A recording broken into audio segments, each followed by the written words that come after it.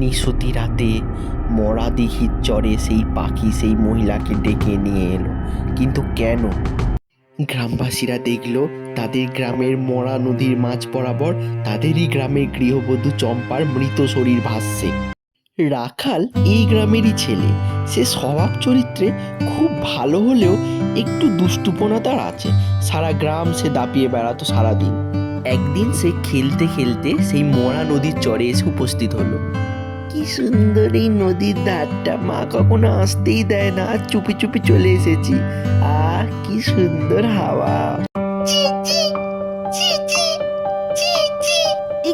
কি একটা আওয়াজ আসছে তো পেছন থেকে, দেখি তো। এই রে, এখানে একটা কি সুন্দর লাল পাখি, একে তো আমি আগে চোখেই খেয়াল করিনি। আমার বড় কষ্ট, আমি উঠতে পারি না। আমাকে তুমি তোমার সাথে তোমার ঘরে নিয়ে যাবে? ঠিক আছে, তোমাকে আমি বাড়ি নিয়ে যাব। মা, এই দেখো একটা পাখি এনেছি, ও উঠতে পারে না, ওর অনেক কষ্ট, ও আজ থেকে আমাদের সাথে থাকবে। মানুষ থাকার জায়গা নেই ঘরে, পাখি এনেছে, তুই পাখি পোষ, যা ইচ্ছে করা।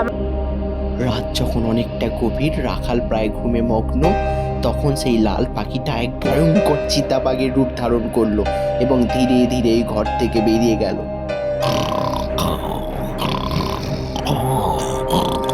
বাড়িতে কেউ আছো? ওমা, এত রাতে পাখি কোথা থেকে এলো? আবার নাকি মানুষের মতো কথা বলছে। বাবা, দেখেই ভয় লাগছে। একটু আমার সাথে চলো না গো, আমি তো পাখি, আমার ছানার বড় বিপদ, একটু সাহায্য করো আমার। এরপর ওই চিতারূপী পাখিটা ধীরে ধীরে ওই স্ত্রীকে নিয়ে এলো মরা নদীর ধারে। ওমা গো, চিতা! পাখি কি করে চিতা হয়ে গেল? বাঁচাও, বাঁচাও, আমাকে বাঁচাও! এখনই পালাতে হবে এখান থেকে আমাকে। এই যে চিতা আমার ঘাড়ে উঠে পড়ছে, আমাকে মেরে ফেললো, আছড়ে দিল। মরে গেলাম। এই ঘটনার রাতের পরের দিন সকালবেলা। ওঠো, উঠে পড়ো, উঠে পড়ো, সকাল হয়ে গেছে, উঠে পড়ো। বাহ, কি ভালো লাগছে রে, তোর ডাকে আমার ঘুম ভাঙলো। আজ থেকে তুই আর আমি খুব বন্ধু, আমরা দুজনে খুব মজা করবো। এই দেখ দেখ, এটা তো আমাদের গ্রামের হারাধন কাকার বউ চম্পা। এ কি সাংঘাতিক, ও কিভাবে পড়ে গেল এই নদীতে? বাবু, তুই আর কোনোদিনও খেলতে বেরোবি না। দেখেছিস ওই পাশের মরা নদীতে একটা বউয়ের মৃতদেহ ভেসে এসছে, আর যাবি না। সে কি গো মা, কি বলছো? কালই তো আমি ঘুরে এলাম ওই মরা নদীর চর থেকে, আর যাবো না বাবা। সেই দিন রাতে আবার ছাড়বো না, ছাড়বো না, আমি আমার সাথে হয় অন্যায়ের প্রতিবাদ করবই। এই গ্রামকে ধ্বংস করে দেবো, ধ্বংস করে দেবো এই গ্রামকে।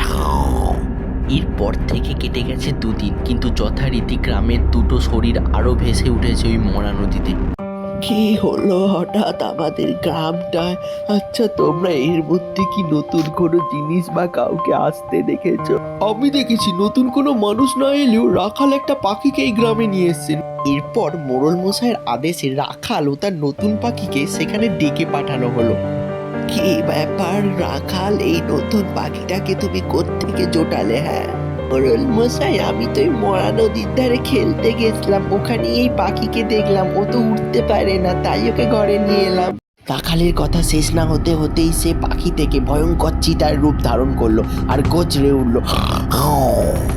গ্রামবাসীরা এই ভয়ঙ্কর দৃশ্য দেখার জন্য মোটেই প্রস্তুত ছিল না। তারা সকলে বাক শূন্য হয়ে গেল। দাঁড়াও, তোমরা যে যেখানে আছো দাঁড়াও, কেউ পালাবে না। আমার বিশ্বাস ওর কিছু বলার আছে, ও কি চাইছে সেটা আমাদের জানতে হবে।